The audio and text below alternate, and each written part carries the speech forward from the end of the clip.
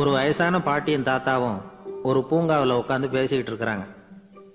அவங்களுக்கு கல்யாணம் ஆகி 53 வருஷம் ஆச்சு. பிள்ளைங்கள்லாம் படித்து பெரிய பெரிய வேலையில் இருக்கிறாங்க. பேரன் பேத்திகளும் நல்ல நிலைமையில் இருக்கிறாங்க. இந்த தாத்தாவும் பாட்டியும் சிரித்து பேசிக்கிட்டு இருந்ததை ஒரு பெரியவர் பார்த்தார். அவருக்கு ஆச்சரியமாக இருந்தது. இந்த வயசுலேயும் இவ்வளவு அந்யோன்யமாக இவங்க பேசிக்கிட்டு இருக்கிறாங்களே அப்படின்னு நினச்சார். சரி, நேரிலேயே கேட்டுருவோமே அப்படின்னு நினச்சிக்கிட்டு கிட்ட போனார். உங்கள் மன வாழ்க்கையின் வெற்றிக்கான ரகசியம் என்ன அப்படின்னு கேட்டார். இதை கேட்டதும் அந்த தாத்தா சிரிச்சுக்கிட்டே பாட்டியை பார்த்தாராம். அதுக்கப்புறம் சொன்னாராம், நான் இந்த அம்மாவை கல்யாணம் பண்ணிக்கிட்டதுக்கும் எங்களுடைய இல்வாழ்க்கை இவ்வளவு நாளாக பலம் குறையாமல் மகிழ்ச்சியாக இருக்கிறதுக்கும் காரணம் ஒன்று தான். அது என்ன காரணம்னா, எங்களுக்கு இடையில பொதுவாக நிறைய குறைகள் உண்டு, அதுதான் காரணம் அப்படின்னாராம். அவர் சொல்கிறது சரிதான் அப்படிங்கிறது மாதிரியே அந்த பாட்டியும் அவரை நிமிர்ந்து பார்த்தாங்களாம். இந்த பெரியவர் மறுபடியும் அந்த பாட்டியை பார்த்து அதே கேள்வியை கேட்டிருக்கார்.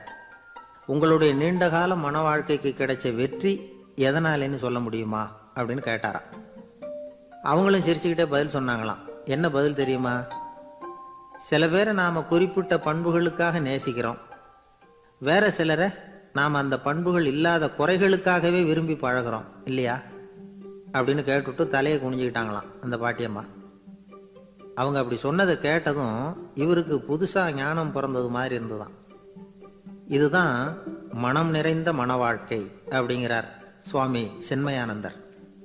பண்புகளை எப்படி நேசிக்க முடியுதோ அதே மாதிரி பண்புகள் இல்லாத குறைகளையும் நேசிக்க முடியும். மனசு தான் காரணம்.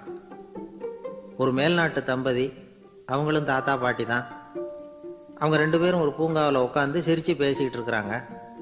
அதை ஒருத்தர் பார்த்தார். அவருக்கு ஆச்சரியம், இவ்வளவு காலம் ஆகி இந்த வயசுலேயும் இப்படி அன்பாக பேசிக்கிட்டு இருக்கிறாங்களே அப்படிங்கிற ஆச்சரியம். கிட்ட நெருங்கி போனார். கேட்டார், ஏன் தாத்தா உங்களுக்கு கல்யாணம் ஆகி எவ்வளோ வருஷம் ஆச்சுன்னார். 55 வருஷம் ஆச்சுன்னாராம் அவர்.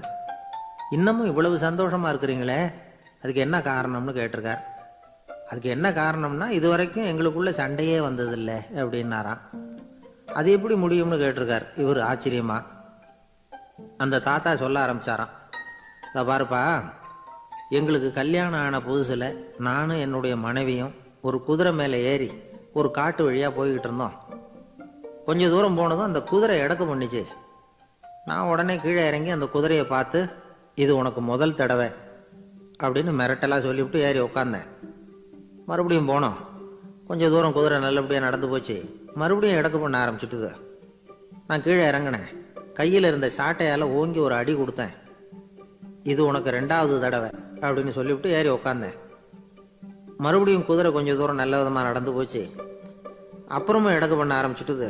அந்த சமயத்தில் ஒரு ஆற்று பாலத்தை கடந்து போய்கிட்டு இருக்கிறோம். நான் கீழே இறங்கினேன். என்னுடைய மனைவியையும் கீழே இறங்க சொன்னேன். அந்த குதிரையை பிடிச்சி அப்படியே ஆற்றுல தள்ளி விட்டுட்டேன். தள்ளி விட்டுட்டு, இது உனக்கு கடைசி தடவை அப்படின்னு சொன்னேன். அதை பார்த்ததும் என் மனைவி பதறி போயிட்டாங்க. போய், ஐயோ பாவம், என்ன இப்படி பண்ணிவிட்டீங்க, உங்களுக்கு மனசில் கொஞ்சம் கூட இறக்கமே இல்லையா அப்படின்னாங்க. நான் மெதுவாக இவங்க பக்கம் திரும்பி, இது உனக்கு முதல் தடவை அப்படின்னேன். அவ்வளவுதான். அன்னையிலேருந்து இன்னைய வரைக்கும் ஒரு நாள் கூட எங்களுக்குள்ள சண்டையே வந்ததில்லை அப்படின்னு விளக்கம் கொடுத்தார் அந்த தாத்தா.